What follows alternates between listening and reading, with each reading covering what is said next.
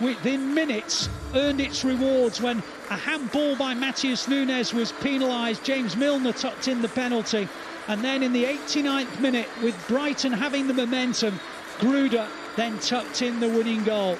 City with plenty to think about, plenty to ponder, and they've got 2 weeks to have a think about what they're going to do to rest this little mini slide. The final score here at the Amex: Brighton 2, City 1.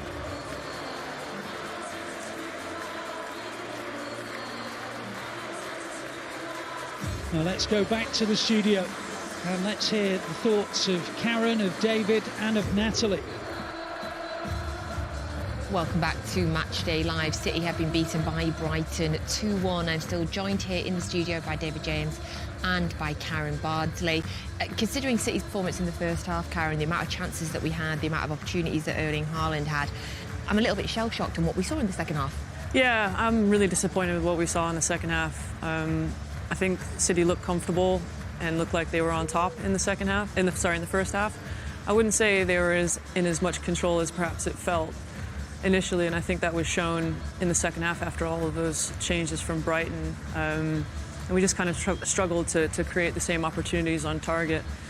And the game became really stretched, and like I said, with those changes, we struggled to deal with the midfield, and that's where obviously a lot of the threaded passes were coming through to utilize the wings, and we just weren't really dealing with it well, and unfortunately we got punished.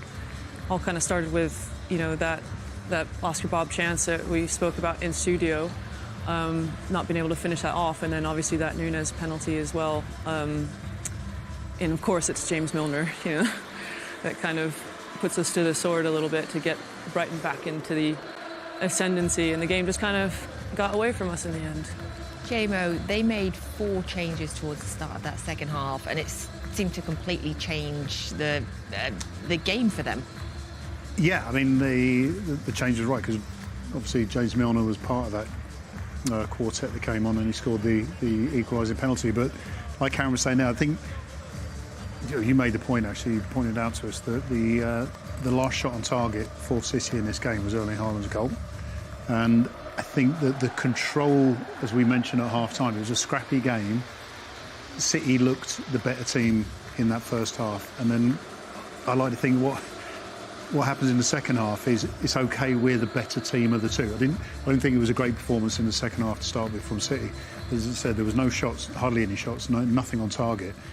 Oscar Bob had a chance which he put wide, which was a difficult chance because the ball, I think, had just taken a nick, a little deflection, had gone a little bit beyond him to get on target. But it kind of fell into that, oh, we're the ones who are looking like we're going to get the chances. Then all of a sudden you do the 4 subs. Then all of a sudden you get the handball, which is a handball. If it was a City who were on the receiving, the attacking side, you would expect them to give the penalty. So there's nothing wrong with that. But it's weird how one moment kind of supports actions beforehand, 4 subs, James Milner coming on and scoring, and then it was very, very difficult for Manchester City. And even with a flurry of half chances at the end there, Verbruggen hasn't made a save in the second half of the game, and that's the frustrating bit, because for all the good things that we thought we were going to see in the second half from the good players that we had in the first half, just didn't materialise. In terms of that equaliser, it came from a penalty, as we say, by James Milner. It was Matheus Nunes who gave the penalty away, and his arm was up here, Carol. None of us had any question about it, did we? No, unfortunately, it was in a very odd position, and I think he was just genuinely afraid he was going to get smashed in the face by Dunk's volley. So, yeah, unfortunately for Nunes, it was the appropriate decision. But, yeah, James Milner placed one heck of a penalty, slotted it right into the corner. And even if James Trafford does go the right way, and it was just a really well-taken penalty. So, yeah, then suddenly kind of City are on the back foot. And I think, you know, if I reflect on what I saw after that as well, I think Nunes was probably really disappointed and frustrated, and I do think his performance dropped after that, hence why I think, you know, Pep made the substitutions. After that, it did feel like we've said, it felt like the tempo of the game turned in Brighton's favour. You could feel the energy in the stadium pick up. Suddenly the crowd were roaring behind them, and it didn't feel like a huge surprise when they got the second goal. What would you have liked to have seen differently from City in the middle part of that second half? Well, the easiest thing we would say winning the ball, because obviously if the ball's getting in Brighton's favour, they created a number of chances. I mean, we're looking at the second goal, their second goal as a winner. But James Trafford has had to make a number of saves in that game where they were opened up, and we didn't have it in the first half for it to be worse. This was arguably happening in the first half where City were giving away possession, but Brighton weren't in the confident form to actually capitalise on that. Whereas this half, the changes, Minter, what his name is, obviously capitalised on that, created a few opportunities where he's missed. It just, if you don't have proper control of the game, but you think you might have, like I was saying, it felt like they thought they had control of it. Everything was sort of leading towards City winning the game. Then all of a sudden the opposition take control of it. You're kind of like, we're not sure what we've lost here because we never had... It might sound a little bit confusing, but in the heat of battle, you're kind of, hang on a minute, how is this happening? And you're looking for players who, arguably in the first half, weren't doing the things that you want them to do in the second half. So there was no foundation there, and it's frustrating because Oscar Bob, who I mentioned, giving the ball in the second half, he got the ball, got into positions, and those positions didn't materialise in shots on target. The ball was breaking down, and Brighton were probably thinking, we're getting away with this at the moment, make the changes, and we don't just get away with it, we actually capitalise on it. I think the substitutions were crucial, particularly getting Baliba off the pitch. I think he was just kind of a passenger. The game passed him by in the first half, and I think, you know, when they did get more control in the midfield, particularly with Gruda as well, I think that's where a lot of the chances started to come from. He was getting into nice pockets of space in behind Rodri and then in front of the back four as well, and just being able to kind of slide passes in for the wingers, and Minter was coming inside a little bit more as well. So I think we just kind of struggled to deal with that, and yeah, unfortunately we got punished by it. On the second goal as well, on their second goal, can you talk to me about... It was almost like they'd caught the defence out. When they broke, he had so much space in the middle. We had three at the back, but why did it feel like he had so much space? Yeah, I think because Lewis had come inside, didn't he?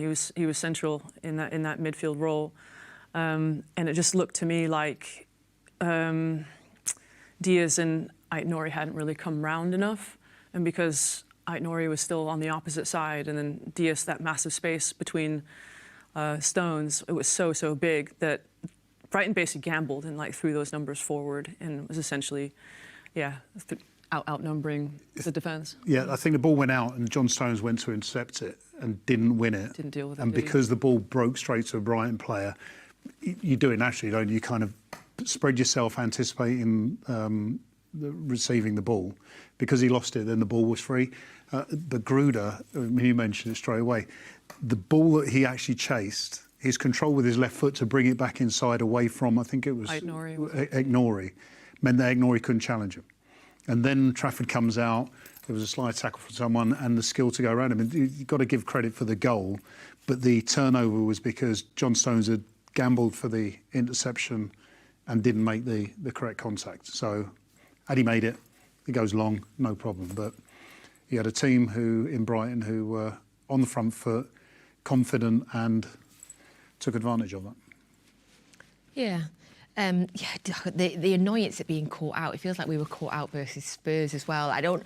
My undetailed football brain like you guys, I can't understand what the difference is. Why we were caught out against Spurs? Why were we caught out today against Wolves? Sorry, not today. Today against Brighton. If we reflect on maybe the one that obviously stands out in my mind was the Trafford pass. You know, that's just a detail that's gone wrong. But the thing that really stood out to me today was, especially in the second half, the game was really stretched because we were going long quite a lot, even from the fullbacks, and there was the ball just wasn't sticking. And then it was literally coming straight back. And then there was just masses of space in the midfield. And that's where Brighton, I think, were able to capitalise on the space and counter it quickly. And that was probably the biggest difference. I think the Wolves game's obviously a slightly different level of competition. I think they're not quite as strong as perhaps they were last season. But yeah, that was the biggest difference that I saw. Yeah, I find it interesting because, again, we're talking in the first half about how Brighton were going long from goal kicks for the majority of the first half, and then they started playing out the back. Second half, they were playing a lot more out the back. The second half, City start going long with goal kicks, and Trafford's distribution was a lot longer. But if you're not retaining possession, then you risk losing possession. And Brighton were there to pick up the pieces in the second half, and as Karen says, all of a sudden you've got a stretched pitch. And they created a lot more chances. As I say, James Trafford has made a number of decent saves today, which is great for the goalkeeper, but not what you want your goalkeeper to have to do in a game of football, especially when you're leading 1-0. So we're going to the international break now, and it very much is going to be a case of City immediately needing to bounce back afterwards, because we will play Manchester United at home, we will then play Napoli in our first Champions League game at home, and then we will play Arsenal away. There is no more slips that can be had, because they are 3 big, important games.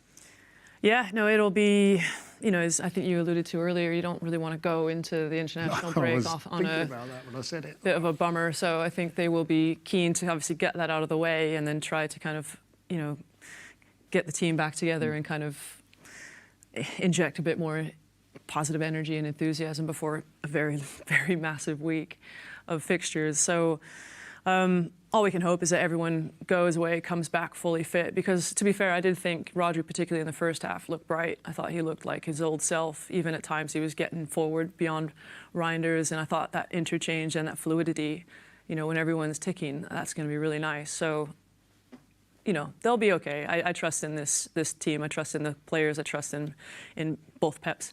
You know, so I think they'll find their feet you know, the longer the season goes.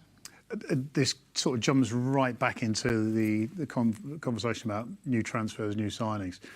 New players who haven't experienced City's glory, for example, and the mentality. And we've seen on City TV the documentaries of Pep in the change room and players and the attitude, and you go, that's why they're the best. Well, these new players who haven't experienced that are kind of having to learn what that is.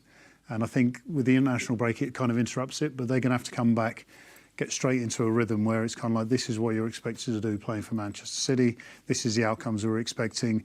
And hopefully, with part of the recruitment, they've got the right players who can turn it around. And put 2 games, 90 points will win you or give you a chance of winning the title. You can afford to lose 8 games. And it doesn't matter who you lose those 8 games. It's just a numbers thing.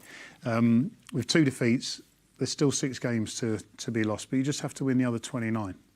Oh gosh, Jim, I still remember the days where you could only lose 2 or 3 games in the whole season and take it, and it would go down to the wire. Don't draw. Draw. Yes, I like the point. Thank you. Of course, so it is international break for the men's, but the good news for us all is that the WSL returns. The WSL is back next week. Cannot wait. So City will take on Chelsea. Can't believe when those fixtures came out. That is away. That is at Stamford Bridge. Friday night, 7:30. Oh my God, KB, when the fixtures came out, I thought, are you actually joking me? I know. For that one to be drawn first and away as well, I just thought, really? It'd be nice to just have a nice, easy start and just get some momentum going. But yeah, that's just not the case, is it? So the old rival, you know, since back when I was playing Chelsea, it was always us and Chelsea going toe-to-toe. So it's nice to see that nothing's changed.